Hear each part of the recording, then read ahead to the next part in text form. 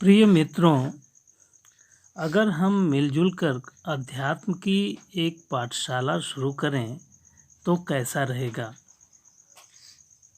आप विचार करें। वैसे आप ये सोच सकते हैं कि इतनी पाठशालाएं, इतने स्कूल, कॉलेज, यूनिवर्सिटी चारों तरफ तो है ही। आखिर इस अध्यात्म की पाठशाला की आवश्यकता क्या है और कैसी होगी ये पाठशाला? ये बात सच है कि आज शिक्षा का बहुत तेज़ी से विस्तार हो रहा है। स्कूल, कॉलेज, यूनिवर्सिटी, इन सब चीज़ों की बिल्कुल कमी नहीं है। शिक्षण की विधियों में निरंतर सुधार हो रहा है, परिष्कार हो रहा है, ऐसा सरकारी तंत्रों का दावा है।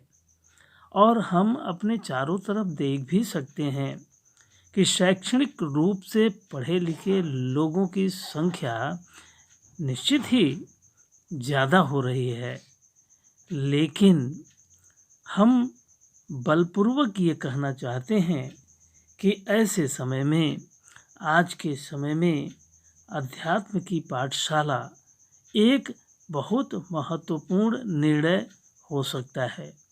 ऐसा क्यों? क्योंकि हम अपने चारों तरफ देखें, समाज में शिक्षण विधियों का विकास तो हो रहा है, लेकिन वाकई शिक्षा का स्तर क्या हो रहा है? धन दौलत की चारों तरफ कमी नहीं है, बढ़ता ही जा रहा है। यद्यपि कि गरीबी और अमीरी की ये खाई भी बढ़ती ही जा रही है। तो जिसे हम धन कहते हैं, रुपए के रूप में धन, जो चारों तरफ हमें दिख रहा है, ये बढ़ रहा है, लेकिन शांति नहीं मिल रही है। हम सभ्य हो रहे हैं, सुशिक्षित हो रहे हैं, कहने को बहुत ज़्यादा मॉडर्न हो रहे हैं, आधुनिक हो रहे हैं, फिर भी परिवार में, समाज में शांति का अभाव देखने को मिलता है। कुछ तरह की शिक्षा तो हम विद्यालयों के माध्यम से पा सकते हैं, लेकिन नैतिकता की शिक्षा, आत्मा का ज्ञान, सृष्टि का ज्ञान, जीवन का ज्ञान, ये सब हमें प्रायः स्कूल और कॉलेज में पढ़ाने को प्रायः नहीं ही मिलता है। तो इसके लिए एक वातावरण की, एक ऐसे व्यावहारिक संबंध की ज़रूरत है जहाँ पर हम अपने दिल की बात कर सकें, अपने मन में उठने वाले तमाम सवाल कर सकें। बहुत से ऐसे प्रश्न होंगे जो हमारे मन में कौतूहल पैदा करते होंगे, लेकिन इस माया के युग में, इस मायावी जगत में, पैसे के दौड़ में, पद और प्रतिष्ठा की होड़ में हम इस कदर उलझ जाते हैं कि मन की शांति, आत्मा की शांति होनी चाहिए, ये अपने मन मिजाज में आता ही नहीं। अगर हम अपने 24 घंटों में से 10 मिनट, 5 मिनट इन गूढ़ प्रश्नों के बारे में सोचना प्रारंभ करें तो निश्चित ही हमारे 24 घंटे ऊर्जा से भरे होंगे, स्फूर्ति से भरे होंगे और हम जीवन का वास्तविक उद्देश्य समझ पाएंगे। और सबसे बड़ी बात कि मन में शांति का अनुभव कर सकेंगे। जीवन क्यों है? जीवन का उद्देश्य क्या है? क्या पशु के समान खाना पीना, मौज मस्ती करना ही इस जीवन का उद्देश्य है या कुछ और है? ये सवाल प्रायः हम आम लोगों के बीच में आते रहते हैं, लेकिन इसका उत्तर या तो मिलता ही नहीं या हम इस पर विचार भी नहीं करते। तो आज हम एक प्रारंभ करना चाहते हैं एक ऐसे विषय का जिसे हम अध्यात्म की पाठशाला के रूप में जानेंगे। लेकिन इस विषय को शुरू करने से पहले हम ये जानना चाहेंगे कि वाकई अध्यात्म का मतलब क्या होता है। प्रायः लोग अध्यात्म का मतलब धर्म से जोड़कर देखने लगते हैं, जो कि सच नहीं है। अध्यात्म किसी धर्म से संबंधित नहीं है। अध्यात्म का अर्थ जानना हमारा निजी और बहुत ही आवश्यक कर्तव्य बन जाता है। तो सबसे पहले हम इस बात की चर्चा करें कि अध्यात्म क्या होता है। दोस्तों, अध्यात्म वाकई अकेला शब्द नहीं है। जब हम अध्यात्म की चर्चा करेंगे तो हमें कम से कम 3 शब्दों की चर्चा करनी चाहिए, या कहें कि इस सृष्टि के 3 भेद होते हैं, जिसमें पहला अध्यात्म है, दूसरा अधिभूत है और तीसरा अधिदैव है, जिसे हम अक्सर आध्यात्मिक, अधिभौतिक और अधिदैविक के नाम से जानते हैं। तो सबसे पहले हम जानें कि अध्यात्म का क्या मतलब है। अध्यात्म अपने जीवन से सीधा संबंध रखने वाले तत्व को कहते हैं। अपने से सीधे संबंध रखने वाले कौन से तत्व हैं? जैसे हमारी बुद्धि है, हमारा अहंकार है, हमारा मन है, इंद्रियां हैं और ये शरीर है। तो जीव के, विशेषकर मानव के संदर्भ में बात की जा रही है। तो मानव के शरीर से संबंधित जितने अवयव और उपकरण हैं, उन सभी को हम आध्यात्मिक सत्ता के रूप में मानते हैं और स्वीकार करते हैं। दूसरा तत्व है जिसे हम अधिभूत कहते हैं या आध्यात्मिक कहते हैं। यह वह शक्ति है जो अन्य प्राणियों की भिन्न भिन्न सृष्टि से संबंध रखने वाली है। जैसे मानव के जीवन से संबंध रखने वाले अन्य जीव जंतु, जैसे गाय है, बैल है, भैंस है और तमाम जीव हैं, जो किसी न किसी रूप में मानव के लिए उपयोगी होते हैं, उसके लिए हितकारी होते हैं। लेकिन ज़माना बदलता जा रहा है। आज के बदले ज़माने में हमारे जो साधन है, जो गाड़ी है, आवागमन की जो साधन है, हमारे जीवन जीने के लिए सहयोगी उपकरण हैं, जैसे कंप्यूटर है, मोबाइल है, तमाम टेलीविज़न के चैनल हैं, जितनी भी चीज़ें जो मानव अपने जीवन में उपयोग करता है, उस उपयोग के द्वारा जो अपने जीवन को सुखी बनाता है, जिन चीज़ों के माध्यम से मानव मनोरंजन करता है, ज्ञान प्राप्त करता है, सुख के साधन समझता है, भले ही वो प्रकारांतर से दुख के भी साधन बनते हों, तो क्या, लेकिन चूँकि वो सुख के साधन बन सकते हैं, व्यक्ति के जीवन में सहयोगी हो सकते हैं, तो उन सभी चीज़ों को हम अधिभूत के तहत मान सकते हैं। उसे हम आधिभौतिक शक्ति के रूप में मान सकते हैं। और तीसरी शक्ति है जिसे हम अधिदैव कहते हैं या आध्यात्मिक शक्ति कहते हैं। आध्यात्मिक शक्तियों में दिव्य शक्तियों का समावेश होता है। दिव्य शक्तियाँ कौन है? जो हमें सीधे ऊर्जा देती हैं, शक्ति देती हैं। जैसे पृथ्वी है, जैसे हवा है, जैसे अग्नि है, जैसे सूर्य है, चंद्रमा है, तारे हैं, नक्षत्र हैं। इन सब शक्तियों से शक्ति पाकर के ही हम जीवधारी लोगों का जीवन सार्थक बनता है। ये अध्यात्म, अधिभूत और अधिदैव सृष्टि के संबंध से तीन ही प्रकार का सुख दुख होता है। यानी कहा जाए तो मानव के जीवन में तीन प्रकार के सुख और तीन प्रकार के दुख होते हैं।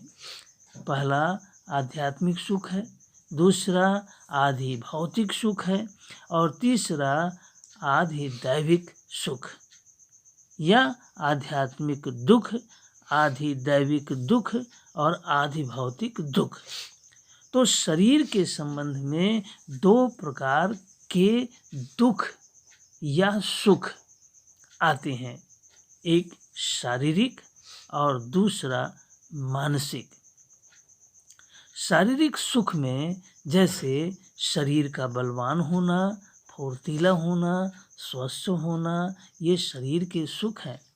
और शरीर का दुर्बल होना, रोगी होना, अस्वस्थ बने रहना, आलसी बने रहना, ये शरीर के दुख हैं। इसी तरह से शुभ संकल्प, शांति, वैराग्य आदि ये सब मानसिक सुख हैं। और ईर्ष्या, घृणा, क्रोध, तृष्णा, शोक ये सब मानसिक दुख हैं। अब हम आधि भौतिक सुख की बात करें तो आधि भौतिक सुख वह है जो हमें दूसरे प्राणियों से मिलता है। जैसे गाय से दूध मिलता है, घी मिलता है, घोड़े इत्यादि से हमें आवागमन के साधन उपलब्ध होते हैं। तो जो अभी हमने चर्चा की कि आज के जो इलेक्ट्रॉनिक उपकरण हैं, जो मोटर, गाड़ी, यात्रा के जो साधन संसाधन हैं, ये सब हमारे सुख के लिए हैं। ये सब हम आधि भौतिक सुख के अंतर्गत ले सकते हैं। और तीसरा दुख जिसे हम आधि भौतिक सुख कहते हैं या आधि भौतिक दुख कहते हैं। फिर आधि दैविक सुख की बात आती है। जैसे हमें सूर्य से प्रकाश मिलता है, हमें चंद्रमा से शीतलता मिलती है, हमें हवा से ऑक्सीजन मिलता है, हमें धरती से उर्वरा शक्ति मिलती है। इन तमाम बातों को हम आधि दैविक सुख के अंतर्गत ले सकते हैं। ये व्यक्ति के विकास के, व्यक्ति के जीवन के, व्यक्ति के संबंध से तीन प्रकार के सृष्टि के भेद गिने जाते हैं। अगर हम इनका गहन चिंतन मनन करें तो इन तीन तत्वों के माध्यम से अपने जीवन को सफल या असफल होता हुआ पाएंगे। इन सब बातों को ध्यान में रखते हुए मुझे लगता है कि यह वह उचित समय है जब हमें अध्यात्म की पाठशाला की ज़रूरत है।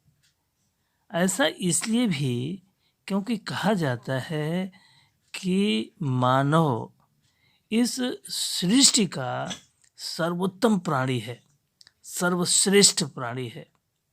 यह इस सृष्टि का सार तत्व है। वेदों में कहा गया है यत् पिंडे तत् ब्रह्मांडे। अगर मानव को एक पिंड मान लिया जाए तो ये कहा जा सकता है कि ब्रह्मांड की वो सारी शक्तियाँ मानव में निहित है। अब ज़रूरत है कि मानव अपने अंदर की शक्तियों को पहचाने। वो कैसे पहचान सकता है? वह अध्यात्म के ज्ञान के द्वारा पहचान सकता है। सारांश में यहाँ मैं केवल ये कहना चाहूँगा कि हमारे दो तरह के गुरु हो सकते हैं। एक तो लौकिक गुरु जो हम विद्यालय के माध्यम से, समाज के माध्यम से, अपने माता पिता, दोस्त, भाई, बंधु यानी समाज में उपस्थित लोगों के माध्यम से हम ज्ञान प्राप्त करते हैं। उन्हें हम अपना लौकिक गुरु कह सकते हैं। लेकिन 4 अलौकिक गुरु होते हैं 4 अभौतिक गुरु होते हैं और वो 4 गुरु हैं हमारा मन, हमारी बुद्धि, हमारी आत्मा और हमारा अहंकार। अहंकार से घमंड शब्द का ध्वनित होना उचित नहीं। अहंकार का आशय घमंड से किसी भी प्रकार नहीं है। अहम का मतलब कि अपने होने का बोध होना। पहले हम जाने कि मन, बुद्धि, चित्त और अहंकार जो ये हमारे 4 अलौकिक अभौतिक गुरु हैं, इनकी पुष्टि हम अध्यात्म के रास्ते से ही कर सकते हैं। अगर आप विचार करें तो पाएंगे कि हमारा मन जितना अविचलित रहता है, हम उतने ही अव्यवस्थित रहते हैं। मन के संतुलित न रह पाने की वजह से ही हम बहुत से कार्यों में असफल हो जाते हैं। और कहा गया है कि अगर हमारा मन एकाग्रचित्त हो और संकल्पबद्ध तरीके से अपने लक्ष्य की पूर्ति के लिए अगर हम समर्पित हो जाएं, तो वह कोई कार्य ऐसा नहीं होगा जो हमारे द्वारा असंभव होगा। तो मन के संतुलन के लिए अध्यात्म की जरूरत है। यह अध्यात्म मन को संतुलित रखने का कार्य करता है। इसकी अनेकानेक विधियां अध्यात्म के रास्ते से बताई जाती हैं। बुद्धि के बारे में कहा गया कि अगर हमारी बुद्धि अव्यवस्थित है, विभिन्न शाखाओं में बंटी हुई है, तो हम किसी लक्ष्य पर नहीं पहुंच पाते हैं। कहा गया है बहुशाखा ह्यंतासच, कि अगर हमारी बुद्धि अनेक शाखाओं में बंटी हुई है तो हम कभी भी अपने लक्ष्य की पूर्ति नहीं कर सकते हैं। तो बुद्धि विवेक से पूर्ण हो और बुद्धि एक लक्ष्य पर लगी हो और बुद्धि वास्तव में इस जगत के ज्ञान के अलावा जीवन के सुरुचिपूर्ण तरीके से चलने और चलाने का भी ज्ञान अर्जित करे, यह भी हम आध्यात्मिक रास्ते से ही पा सकते हैं। चित्त के बारे में कहा जाता है कि हमारे जितने भी आंतरिक गुण होते हैं वो चित्त में ही समाये होते हैं। हालांकि चित्त की अनेकानेक तरीकों से व्याख्या की गई है, जो हम चेतन, अचेतन, अवचेतन और अर्धचेतन के रूप में इंगित करते हैं। ये चित्त की स्थिरता भी हमें अध्यात्म के रास्ते से मिलेगी। और चौथा गुरु या चौथा जो आंतरिक तत्व, अंतःकरण का जो सबसे मजबूत तत्व है, वो अहम है। वो अहम है। अहम अहंकार नहीं। अहम का मतलब कि अपने होने का बोध। जब ये समझ में आ जाता है कि मैं कौन हूँ, मैं इस सृष्टि में क्या हूँ, मेरी सत्ता इस सृष्टि में क्या है, तो जब हम अहम का बोध करते हैं तो हम बहुत कुछ पाने के अधिकारी हो जाते हैं। अपनी सामर्थ्य को पहचानते हैं, अपनी क्षमता को जानते हैं और विश्व में, सृष्टि में और पूरे जगत में सब कुछ कर देने के पात्र अपने आप को पाते हैं। इस अहम का बोध जागृत करने का कार्य अध्यात्म के रास्ते से ही संपन्न हो सकता है। ऐसी किसी व्यक्ति विशेष की मान्यता नहीं, वेदों की मान्यता है, पुराणों की मान्यता है और विश्व में प्रचलित प्रत्येक धर्म का सार तत्व यही कहता है कि जिस दिन व्यक्ति अपने आप को पहचान जाए, जिस दिन व्यक्ति अपने आप को जान जाए, उस दिन उसके लिए कुछ भी असंभव नहीं होता है। अगर हम लौकिक दृष्टि से देखें तो एक मानव को इस सांसारिक जगत में सुखपूर्वक जीवन जीने के लिए क्या चाहिए? लौकिक रूप से अगर वह परिवार का पालन पोषण करने वाला है तो उसका घर, परिवार, आपसी रिश्ते, आपसी संबंध, सामाजिक रिश्ते, सामाजिक संबंध और सब कुछ सुरुचिपूर्ण तरीके से हो। संबंध अच्छी तरह से निभें, ये सब सारी चीज़ें उसके अंदर हो, ये सारा ज्ञान उसे प्राप्त हो, ये सब कुछ उसे आध्यात्मिक रास्ते से मिलेगा, निश्चित ही मिलेगा। अनेकों प्रश्न बनेंगे, अनेकों शंकाएँ होंगी, उन शंकाओं के समाधान के तरीके होंगे, उन तरीकों का हम वर्णन करेंगे और आध्यात्मिक रास्ते से अपने सांसारिक और इस लौकिक जगत को मजबूत करेंगे। हम जो इसे मटेरियलिज़्म कहते हैं, हम जो इसे भौतिकवाद कहते हैं, हम जो इसे पदार्थवाद कहते हैं, ये हमारे अध्यात्म के रास्ते को मजबूत करने का साधन बनेगा। अध्यात्म के रास्ते पर चलने का ये कतई तात्पर्य नहीं होता है कि हम भौतिकवादी दृष्टिकोण को इग्नोर करें, हम भौतिकवादी दृष्टिकोण से उपेक्षा का भाव रखें, ऐसा हरगिज़ नहीं। पदार्थ पर ही हमारा अध्यात्म आश्रित है। इन सब बातों की चर्चा हम अध्यात्म की पाठशाला के तहत करेंगे। इससे संबंधित आपके प्रश्नों का हम स्वागत करेंगे। अगर आप इसे पसंद करेंगे, अपने आप को पुष्ट करेंगे, अपनी सामाजिकता को बेहतर करेंगे और इस तरह से आप व्यक्ति, परिवार, समाज, राष्ट्र और पूरे विश्व को संपन्न करेंगे। हम इतने ही आशय के साथ आज के इस वीडियो का समापन करते हैं। यह क्रम लगातार जारी रहेगा। आपके प्रश्नों का हम स्वागत करते हैं और आप अगर इसे पसंद करें, इसे लाइक करें, शेयर करें, सब्सक्राइब करें, यह और भी अच्छा होगा। इतनी ही बातों के साथ आज के लिए बस इतना ही।